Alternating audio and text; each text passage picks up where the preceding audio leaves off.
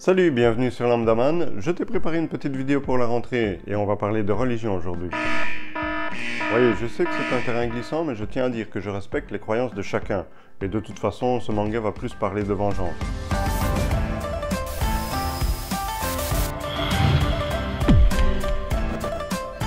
Sais-tu ce qu'est une vierge de fer? C'est censé ressembler à ça. Je dis censé parce que l'existence d'un instrument de torture de ce type au Moyen-Âge est pas mal controversée.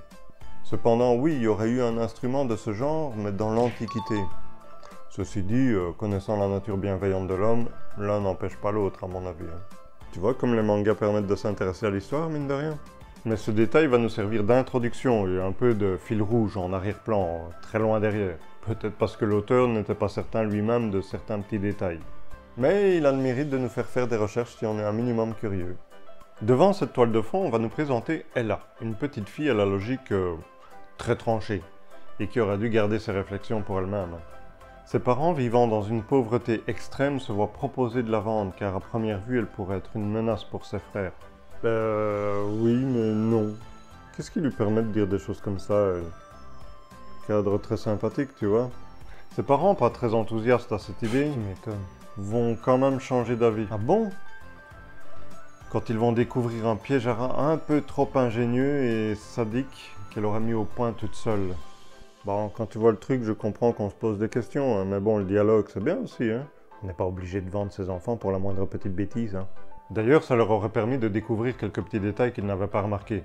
Déjà le pourquoi de ce piège, mais il est trop tard. Elle est partie pour être vendue. Pendant le trajet où elle sera attachée, elle parvient à s'échapper, en faisant preuve à nouveau d'ingéniosité. Elle sera découverte par une femme qui va tout de suite la recueillir et va même subir, sans rien dire, les représailles portées sur elle là, afin de protéger l'enfant. Enfin, quelqu'un de responsable. Bon, je vais passer un peu la suite de l'histoire pour te laisser découvrir tout ça par toi-même, et je vais reprendre là où va vraiment sonner le début de toute l'œuvre. Et pour cela, je dois te présenter Madame Eldegarde. Elle dirige le couvent du partage des eaux, dont les pensionnaires sont principalement des rebuts de la société. Orphelins, sans-abri, étrangères ou des filles de sorcières. Elle obtient des résultats incroyables, même avec les plus récalcitrantes, et des miracles auraient lieu très régulièrement.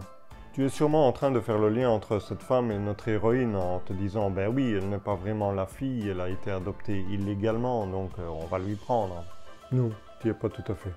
Enfin, sauf quand tu déduis qu'elle sera amenée à aller au couvent, là on est d'accord, mais la raison sera beaucoup plus tragique que tu ne le penses. Et ce sera d'ailleurs la source d'une motivation et d'une volonté sans faille pour qu'elle la tienne bon. Car des épreuves et des choses étranges, elle va devoir en affronter un peu beaucoup quand même. Et les méthodes de la direction et de surveillance principale vont être très spéciales. C'est le moins qu'on puisse dire. De plus, toutes les autres pensionnaires sont susceptibles de dénoncer ces moindres petits écarts pour essayer de bien se faire voir et ainsi gagner des points. Car les 5 meilleures d'entre elles, au bout de 3 ans, se verront remettre par Hildegarde elle-même une bague lors de leur vœu solennel et ainsi devenir officiellement religieuse de l'ordre. Et cette récompense, elle la veut à tout prix, quitte à faire des choses horribles, car ce privilège sera l'aboutissement ultime de tout ce qu'elle aura pu mettre en œuvre. Et son œuvre, qui peut sembler égoïste d'un premier coup d'œil, pourrait même servir une cause plus grande que ce qu'elle imagine. Encore une fois, je voudrais t'en dire plus, mais ce manga est fini en 6 tomes seulement, réalisé par Minoru Takeyoshi.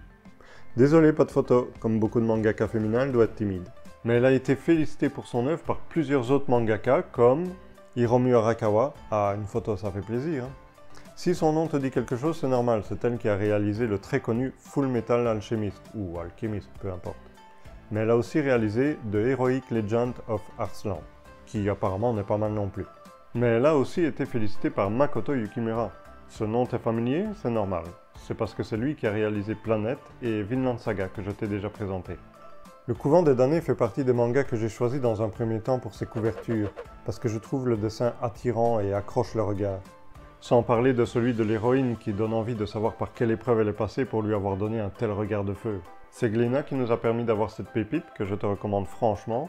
Quand je l'ai eu fini, je n'ai vraiment pas été déçu, bien au contraire. C'est une histoire palpitante avec des personnages féminins forts dont tu auras du mal de décrocher.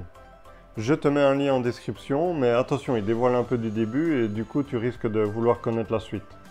N'oublie pas ces petits gestes qui font plaisir, aime, commande, partage, abonne-toi, et sur ce, je te dis à la prochaine, et prends soin de toi. Salut!